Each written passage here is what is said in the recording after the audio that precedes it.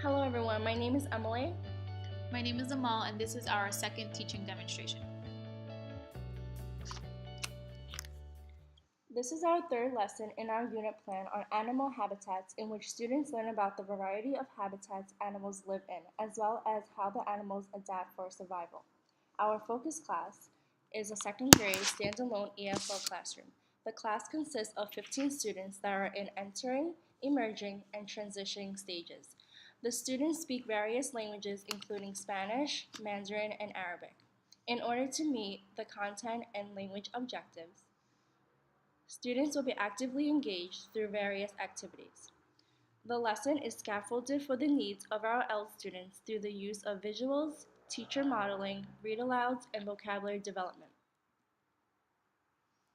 We will continue to use the SIOP model for this lesson, which will focus on making content comprehensible for our Ls by integrating language skills with content.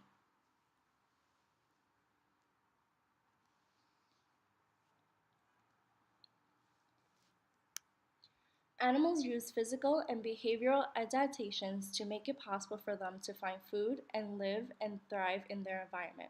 In this lesson, students will learn about the different physical features of animals that help them adapt to their environment. It is significant for students to explore the natural world around them.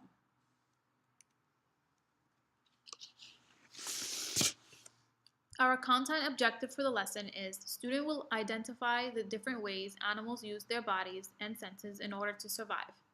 Our vocabulary objective is students will be able to describe animal adaptations by using key content vocabulary and descriptive words. Our functional language objectives is students will use pre-taught and new vocabulary and information from the text and videos to participate in a whole group discussion about how animals adapt to the environment they live in. Our writing objective is students will describe how different animal characteristics help them adapt to their habitat. In order to help them with their writing, the students will use several different sentence frames.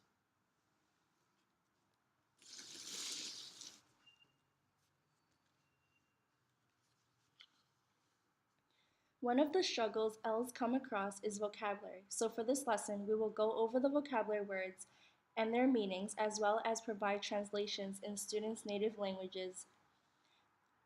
Our content vocabulary for this lesson relates to the physical features of animals. In addition to defining these words, we would provide images in order for the students to be able to connect the word to a visual.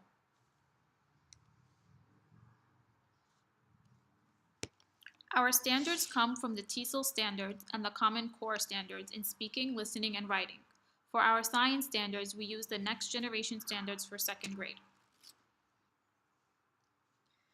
As a warm-up activity, we would start by activating students' prior knowledge of previous lessons where we discussed what a habitat is and the different features.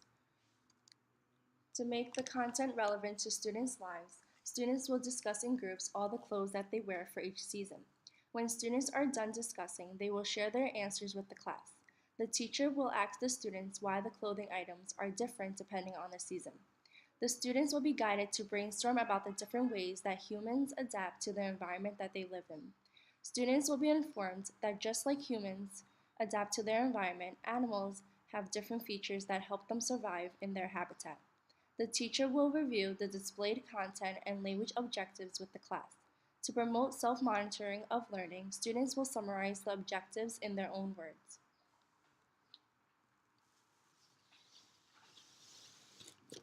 For Activity 1, the teacher will read the text, "What Do You Do with a Tail Like This?" by Robin Page and Steve Jenkins. In order for students to get a deeper understanding, we would ask questions such as, why do animals need a specific feature for survival? What would happen if the animal didn't have this feature? And would they be able to survive? Why or why not? The teacher will introduce new vocabulary and provide visuals as well as translations in native languages as a support for understanding.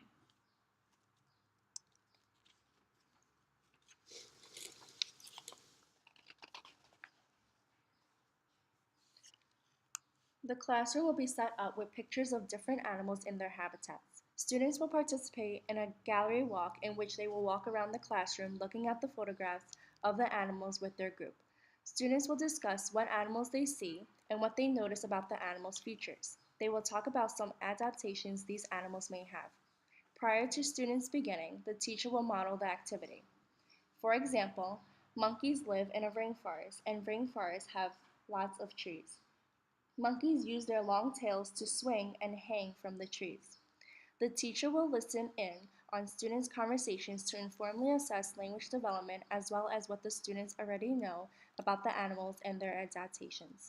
After students discuss the photos with their peers, the teacher will project the photos on the smartboard. They will discuss their observations as a class while the teacher charts their thinking on paper. Ls have the opportunity to speak in their native languages. The students will be informed that they will be watching a video on the different ways animals adapt in their environment.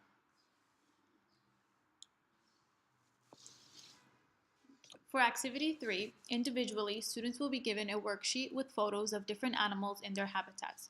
Students will name the habitat the animals live in and describe the physical adaptations that help the animal survive in its environment. Students will also have the opportunity to draw a picture of one of its adaptations. They will either do this in writing or orally depending on their proficiency level. Students will use what they learned to complete the worksheet. Students will describe the habitat using sentence frames and word banks to provide scaffolding.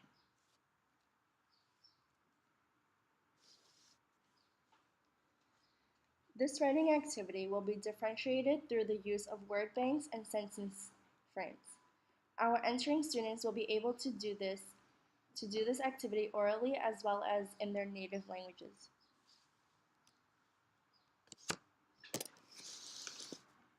As a review and assessment, students will be informally assessed during whole group and small group discussions. The teacher will think, was the student able to describe how the adaptation helps the animal survive in its habitat? Was the student able to generate ideas about the different physical adaptations after watching the video? Students will be formally assessed in their ability to identify different physical adaptations of the animals provided for them. Was the student able to identify the habitat the animal lives in and their physical adaptations? Was the student able to fill in the blank to complete the sentence frames given?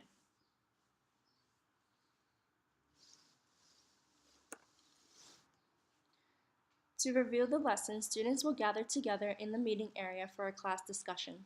Students will discuss and describe the different animal adaptations they wrote about. At the end of the lesson, students will reflect on their learning in relation to the objectives.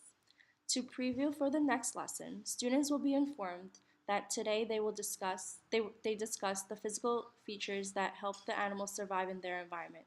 They will be told to think about how the animal's behavior may help them adapt to their habitats.